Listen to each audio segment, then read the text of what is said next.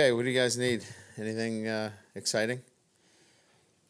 Good questions? You guys studying all day? Health issues or anything Yeah. Um, let's see. like that? Dexter looked good. Yeah. Re-engaged him back on special teams as well. So he should be able to impact the game. Um, Cam Smith. mm, I'd say he's doubtful. He's better, but he doesn't have the burst right now. And you mentioned on the ACC, Greer was Yeah, back. it looks good. Yeah, he's on all special teams. He'll be playing. Yep. Will he be starting? Or because Tavon just played so well the other day. I don't know. I'd have to check. They're both splitting reps. They had been both splitting reps. I would imagine that we're still probably going to go down that road. Brian, when you're evaluating speed receivers, you've had a couple that didn't have real long offer sheets, that didn't have a lot of stars, Will Fuller and Kevin Stefferson. What are you seeing in those guys that make you want to pull the trigger? And how do you know it's going to translate?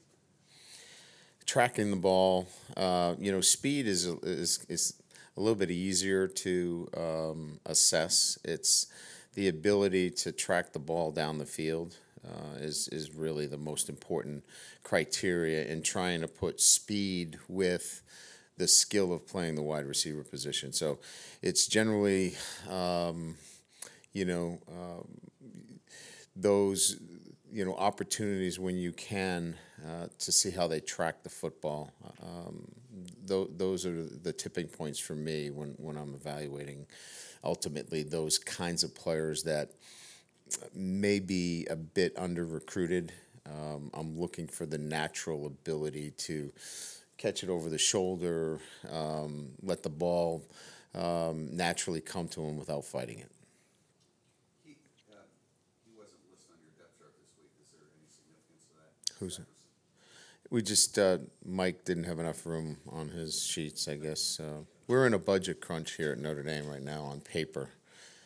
Chad reminds me of that each week. So seriously, I think he should have been in there. I don't know why he wasn't, but he should have been an or.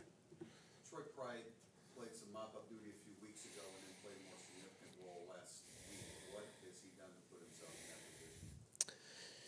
Well, I think it's you have to develop the trust in practice to earn it in the game, and we're getting that from him in practice. So that's going to get you some game opportunity, and then in the game we're seeing some success there as well.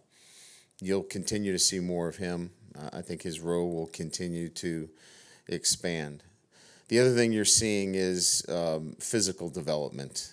He's making great strides from a physical standpoint in what we're doing in our weight room as well. So I think both of those things are coming together for him. A lot of times in mop-up duty, some guys will stand out. Pride's been pretty physical. Jonathan Jones last week, and then Jameer Jones a couple weeks ago. You take Yeah. note of that, don't you? Oh, absolutely. When they get their opportunity, they have to make us notice them. The old adage, it's not our job to notice them, it's their job. And they have, in particular, done a really good job. Drew Treadway's done the same thing.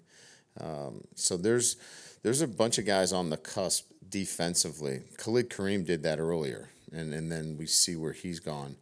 I would say Pride, Jones, and Treadway are guys that you're going to see that are ascending in terms of what they're doing in practice, and are guys that we're feeling really good about right now. Brian, what are the things that impress you the most about this North Carolina State team? Well, I think, and rightly so, they get a lot of credit for what they have done defensively in Chubb and Hill and a veteran defense, and it's really good. It's a physical defense. It creates a lot of problems. Their defensive coordinator does a great job with their scheme and causing a lot of problems. But I think the efficiency offensively, they are not getting a lot of possessions per game. I think there's only 6 teams that get more possessions in NCAA football than they do, but yet they average 3.2 points per possession, and so that's extremely efficient in what they do. I think the efficiency of their offense, obviously everybody knows that they don't throw picks, but they're just very rarely in college football can you sustain long drives without making mistakes. They sustain them and they score. That's pretty impressive. You think if they're the best kept secret of college football, you think they might be that team? I mean, they're deserving of the ranking. I mean, I don't know what they are, 15th in the country. You know, they're top. They're one of the top teams in the country. I mean, they can play with anybody. Is there any extra emphasis on special teams this week when you have somebody like Naeem Hines? Oh, absolutely. Adoree Jackson? Yeah, we can't outkick our coverage. I mean, 55-yard punts are not good for us. I mean, we can't stretch out our coverage units where we give big space and field for a guy like this. We need 4.5, 4.4 hang time. I'll take 38 to 40, 42 and give us great coverage opportunities. So the punting is really going to be key in this game with a dangerous return man. When it comes to kickoffs, obviously that's an area that we haven't been, great at. We've just been okay. We have to be better there, and we've worked hard on that. But directionally, I think, they're a team that, certainly we've got to look to, put the ball in tough positions directionally, where we can, obviously get down there and keep him bottled up. You haven't done maybe anything spectacular on special teams, but you haven't done anything that beats you either. Is that kind of the approach you're taking, or do you want to? Yeah, I'd say that there's more there. I mean, I thought our punt return game was better. I think Chris is feeling more comfortable back there. I think we need a little bit more. We haven't been obviously called upon in the field goal game, but I think we're really solid there. I mean, obviously we're going to be called upon to hit some key field goals here during the year. So I think, 7 games in, I think there's still a lot of room there. But, clearly that we've got players on that team that are going to have to, come through sooner or later for us, and we feel good about them. Brandon said the 2-minute was even better this week than last week, substantially. Was there anything you did this week that surprised you, or is it just continue to get the ball out faster? I think recognition is getting better. I think pocket awareness, recognition, all those things, he's sensing a little bit better. The situation was a little bit different than last week. There was only 50 seconds on the clock. Last week was 2:15. He had a couple of timeouts. He just had to do some different things. He had to fire the ball. He had to center the ball for a field goal. So there was a lot more on his plate in terms of having to make some quick decisions, get guys lined up on the line of scrimmage, fire the ball, move it to the middle, kick it, things of that nature. This week, last week he had plenty of time on the clock. He had 2 timeouts. There wasn't much of it was almost a 4-minute drill. This was a lot quicker. He had to think faster. He had to move faster. He had to make some key throws, and he did a nice job. This is kind of a big picture question, but there have been 3 off seasons where you really had to reinvent your staff a little bit, improve your staff. It's 2012, 2015, and this year. Is there a reason that Chargers a program? Is it new ideas? Is there a common thread between all that? I don't think so. I think maybe I didn't have it right in 12 and 15, and finally I got it right. Saying going into 2012, you had a bunch of new coaches.